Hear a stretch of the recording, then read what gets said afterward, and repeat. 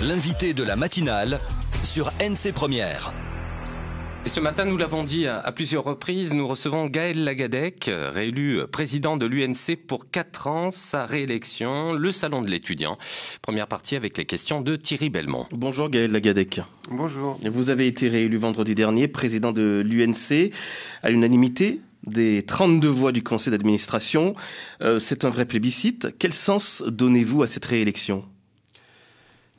C'est une réélection qui a de la valeur en soi et également par le fait qu'elle est unanime, ce qui est extrêmement rare et ce qui m'a d'ailleurs surpris moi-même, parce que sur 32 membres, même si in fine j'étais seul candidat, il y a en général quelques bulletins blancs, ce qui est logique. Donc ça a été une surprise pour moi, pour beaucoup de collègues également.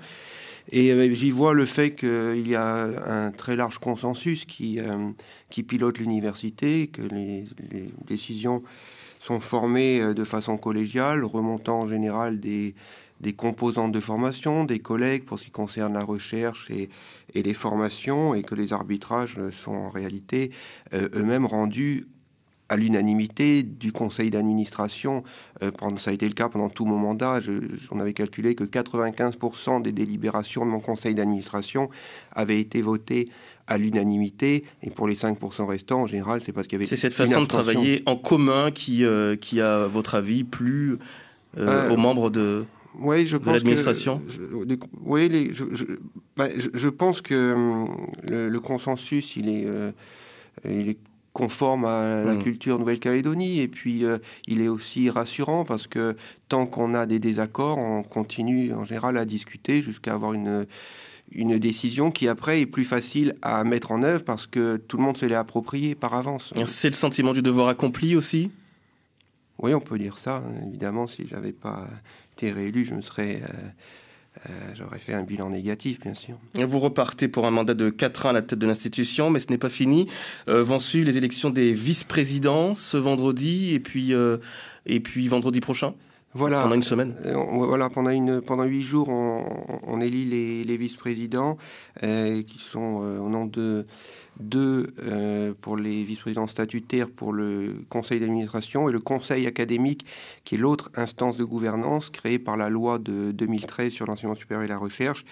Et un tout petit peu après, on élira également le vice-président étudiant du conseil académique. Là, j'ai demandé aux étudiants élus de discuter entre eux pour savoir lequel d'entre eux ils souhaitaient que je présente aux voix du conseil pour cette vice-présidence. La structure de l'université ne devrait pas trop changer.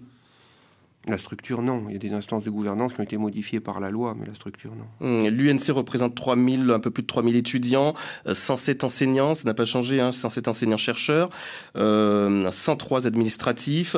Est-ce que l'offre va continuer à s'étoffer ou est-ce qu'on est arrivé au bout de ce que l'on pouvait proposer ? Alors, on n'est jamais arrivé au bout parce que les formations, même si elles restaient en nombre constant, elles évoluent en fonction des besoins et des besoins que l'on sature sur le marché du travail. Donc on peut fermer une formation et en ouvrir une autre. Mais là, c'est pas le cas. On ne ferme pas de formation, on en ouvre de nouvelles, notamment un LEA, langue étrangère appliquée, anglais et japonais, et puis également d'autres formations. C'était une demande, ça, pour le japonais ? Disons on le fait en fonction des choix qui sont ceux du vice-rectorat pour la formation aux langues, de façon à permettre un débouché en continuité avec ce qui se fait au lycée pour ceux qui le souhaitent. C'était pas forcément une demande, mais c'est un choix plus politique. Oui, enfin, le conseil d'administration a débattu, s'est prononcé également là-dessus à l'unanimité. On espère ensuite, dans 1 an, plus tard dans 2 ans, d'avoir également une licence anglais-chinois. Ça s'ouvre, ce LEA anglais-japonais s'ouvre à la rentrée prochaine ? Oui, en février 2018. Et vous avez déjà de la demande ? Ah ben non, les préinscriptions sont pas encore ouvertes, mais on communiquera notamment au salon de l'étudiant, et c'est là qu'on verra également s'il y a une demande potentielle qui se manifeste. Le budget de l'UNC, est-ce qu'il est suffisant aujourd'hui pour atteindre vos objectifs ? Les universités sont autonomes, c'est-à-dire qu'on a une dotation globale et avec cette dotation, il faut se débrouiller. Quand on calcule le budget, eh bien parfois ça peut arriver qu'on limite des formations pour équilibrer le budget. C'est pas de l'argent qui descend de l'État pour faire ce qu'on veut. On a vraiment une enveloppe constante. Et quand on calcule le budget, presque tout est fongible. C'est-à-dire qu'on peut ouvrir moins de postes d'enseignants pour, par exemple, avoir des équipements supplémentaires en recherche ou en formation. Donc, on priorise les objectifs et en fonction de ça, on cale le budget avec l'enveloppe que nous avons. Il y a des choix à faire. Ce financement, il vient d'où? De l'État en priorité, et puis vous avez d'autres sources de financement? Il vient à 90% de l'État, oui. D'autres sources de financement, contrats de développement, État, intercollectivité? Oui. Et essentiellement sur l'investissement, mais pas entièrement. Hein. On a des éléments de fonctionnement pour les 5 années à venir.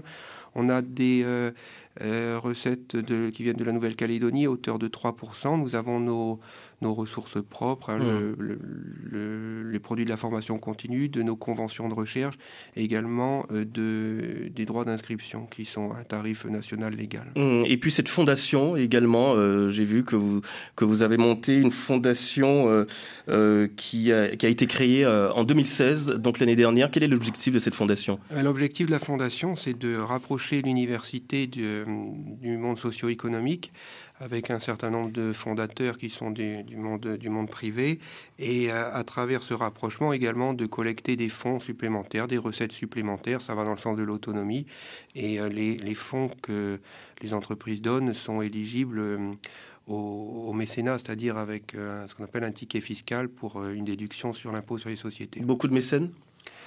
De grands mécènes?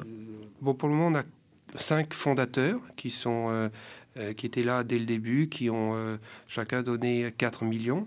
Et après, les mécènes, ça peut être des opérations plus petites, ou bien simplement, ça peut être des dons sans qu'ils apparaissent, parce qu'ils souhaitent faire une opération très ciblée, et ils ne sont pas forcément récurrents, mais l'objectif de la fondation, c'est justement de permettre cette diversité et de financer des opérations qui ne le seraient pas forcément autrement dans le cadre du budget de l'université. Est-ce qu'on peut dire que c'est une université qui a les moyens?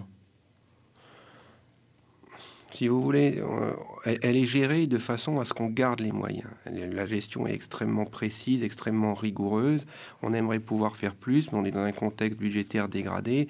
Notre petite taille permet une gestion très fine. C'est une condition nécessaire, mais pas suffisante, parce qu'on pourrait être petit et mal géré.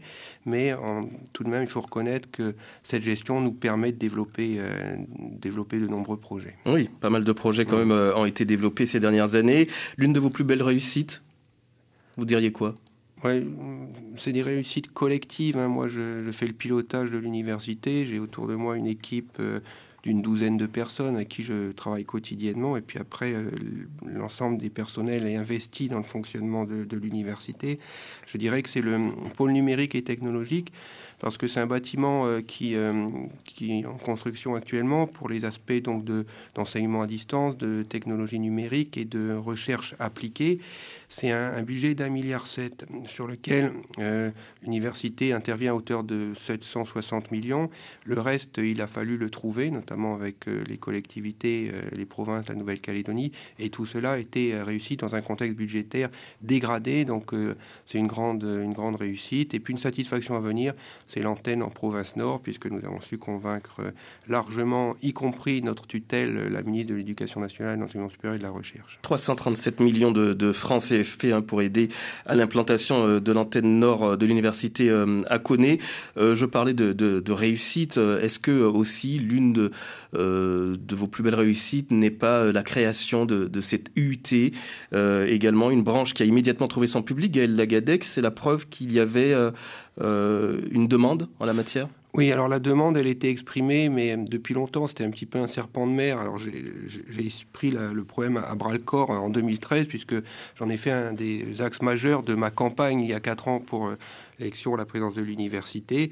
Et en effet, on a eu un fort soutien des collectivités, des partenaires locaux, du monde de l'entreprise, et également de l'État, qui nous a permis de monter les choses à notre vitesse, c'est-à-dire une vitesse rapide et réactive. Ils se sont calés là-dessus au niveau légal. Et évidemment, on a eu la première année pour 56 places, on avait 270 demandes. Donc on a un public qui a été largement trouvé. À nous maintenant de faire en sorte que ça joue pleinement un rôle de développement, de rééquilibrage par la formation pour les formations courtes et professionnalisantes. Et lorsque vous avez été confirmé en 2011 à la tête de l'université, vous disiez aussi vouloir vous mettre au service de la recherche. On en parle tout à l'heure à partir de 7h10. Voilà, avec vos questions, mesdames et messieurs, qui seront les bienvenus. Je vous rappelle notre numéro de téléphone de 258, quelques communications de nos partenaires et puis un nouveau point sur la météo, sur le trafic aussi.